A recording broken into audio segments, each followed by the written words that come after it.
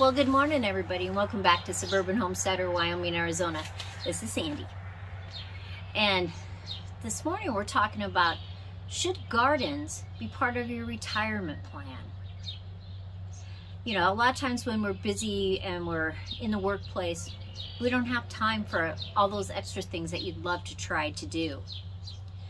But there are some really good pros up to having gardens when you're older.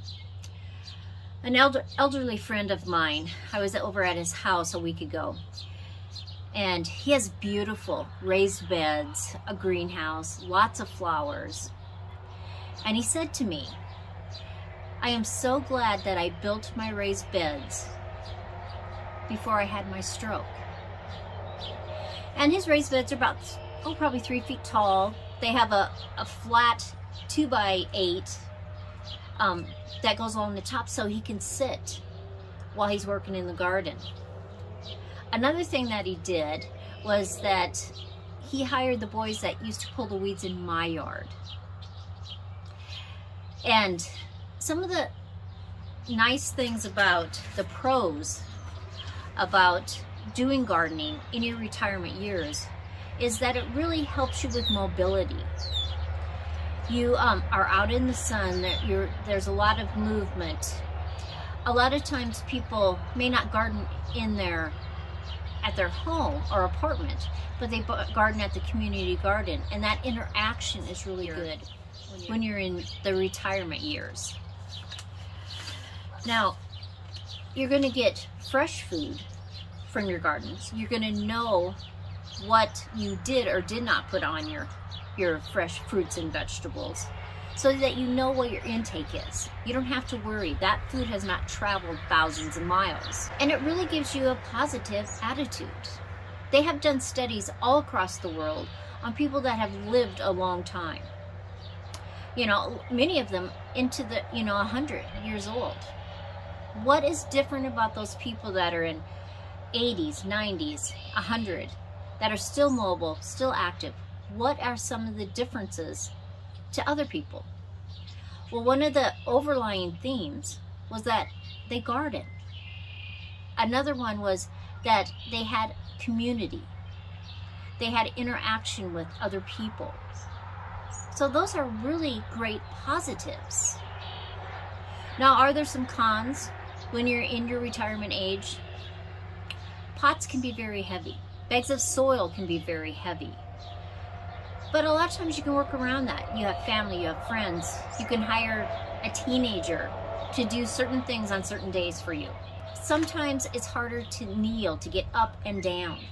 And that's why a lot of retirees have raised beds, because they can sit on the edge of the raised bed and garden. Enjoy that fresh fruit, enjoy that sunshine.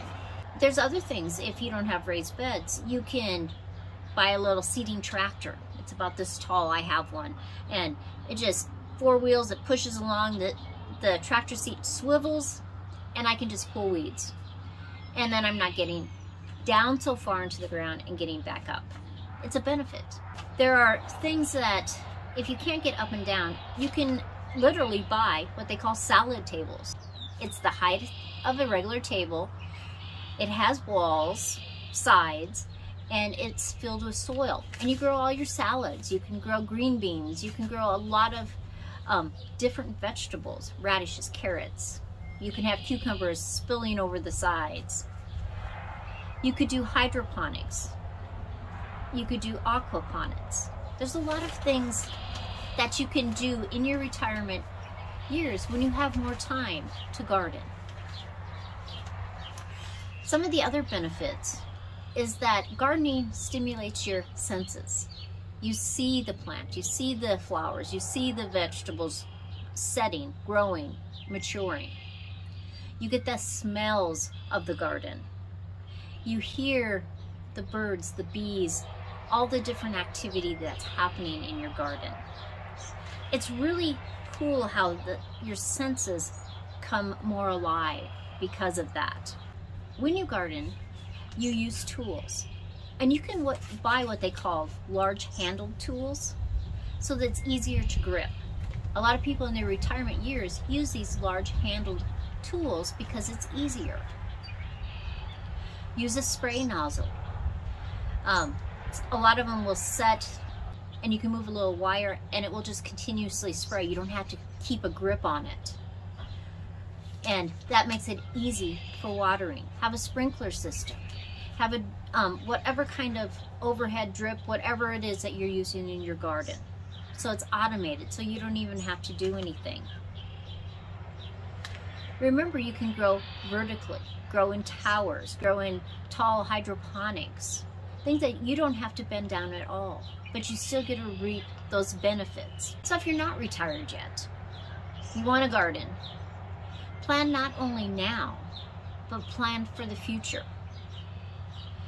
You might say, well, I can get up and down really easy right now. That's probably true. But what about when you're in your 80s? Will you still be able to get up and down? Right now is a perfect time to build those raised beds, to get ready for gardening now and gardening later. Just like my friend said, I am so happy that I built my raised beds before my stroke, because now he still gets to enjoy all of his vegetable gardening. See the resources you have around. A lot of times community gardens have a better price if there's a charge if you're a senior.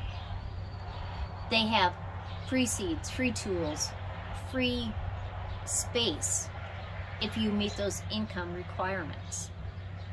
So look into those things. Use the resources that you have right now